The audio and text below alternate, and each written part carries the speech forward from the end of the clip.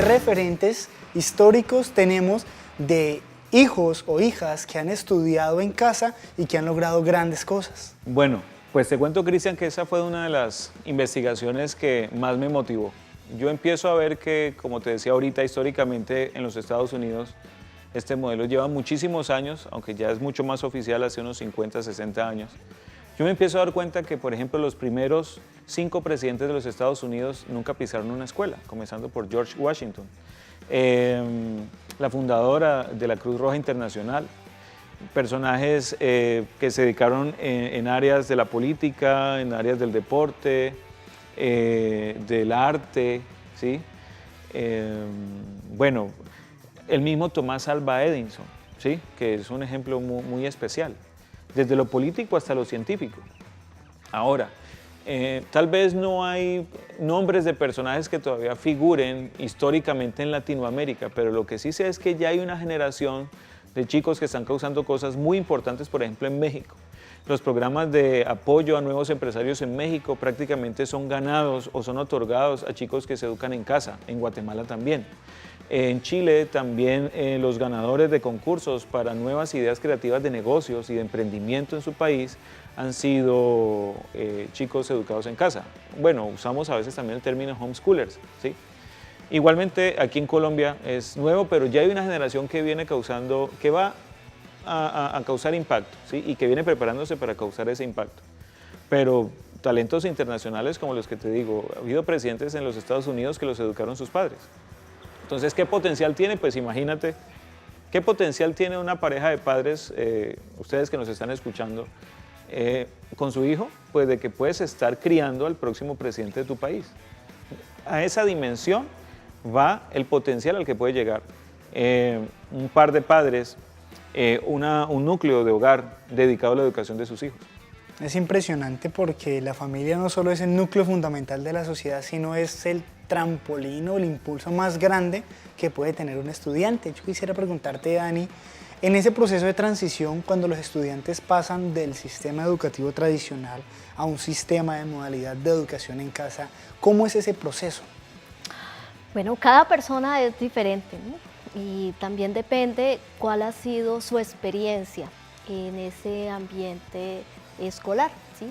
Porque algunos han topado con que hay unas circunstancias adversas, ¿sí? Como decíamos ahora en un momento, el matoneo que viven algunos estudiantes y también de pronto el choque de algunas enseñanzas que van en contra de sus principios, de pronto la lejanía con sus padres, eso, entonces hace que de pronto la transición a esta modalidad pues es algo que les va a dar unos resultados muy positivos también a ellos, ¿sí?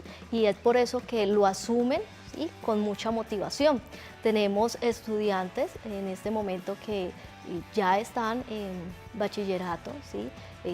Y han pasado muchos años en la modalidad presencial, pero se encuentran muy entusiasmados con esta, ¿sí? Porque ven la gran diferencia, ¿sí?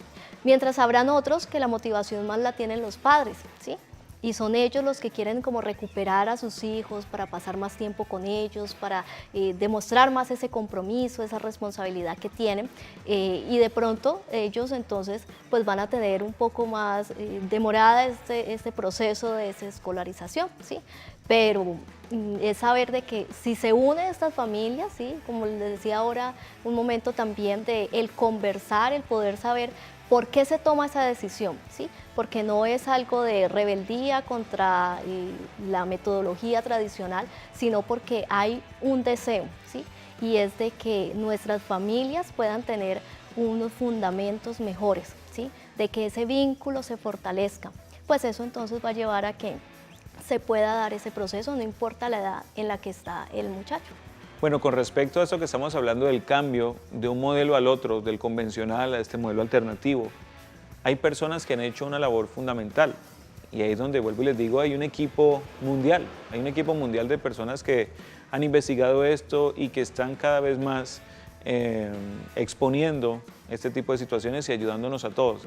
Por ejemplo, a mí me ayudó personalmente muchísimo la labor que hace Laura Mascaró en España, en donde ella le ha llegado a llamar a este proceso de cambio la desescolarización interior, porque tiene que ser, sí, un cambio no solamente de que ya no voy a la escuela o al colegio de 4 paredes, sino que es un cambio al interior de una familia, donde debe haber una toma de conciencia por parte de los padres, por parte de los hijos, por supuesto, y de quienes estén ahí alrededor.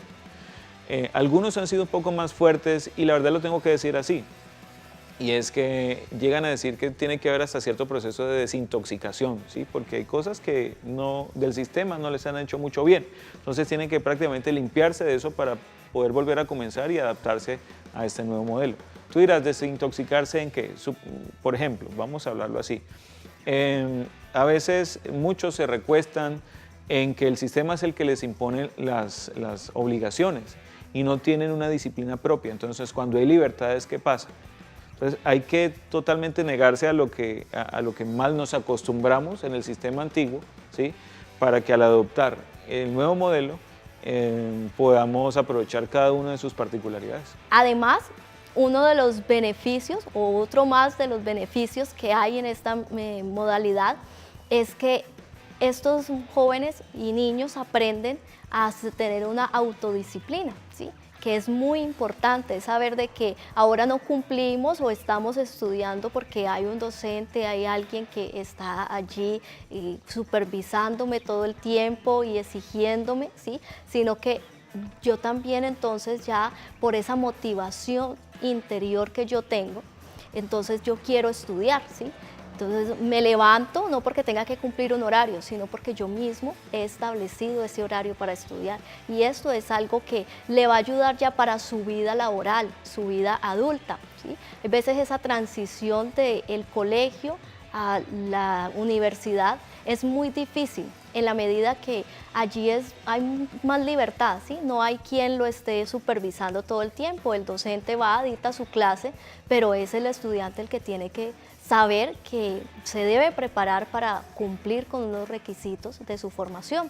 Y se da esa dificultad porque vienen de que estén todo el tiempo entonces acompañándolos, unos docentes estén cumpliendo unos horarios porque les toca, ¿sí? Pero no lo hacen por esa motivación, ¿sí? Interna que debe tener uno como persona. Entonces, aquí ya ellos se van formando en este proceso y luego va a ser mucho más fácil, ¿sí? Para, como les decía, su vida adulta.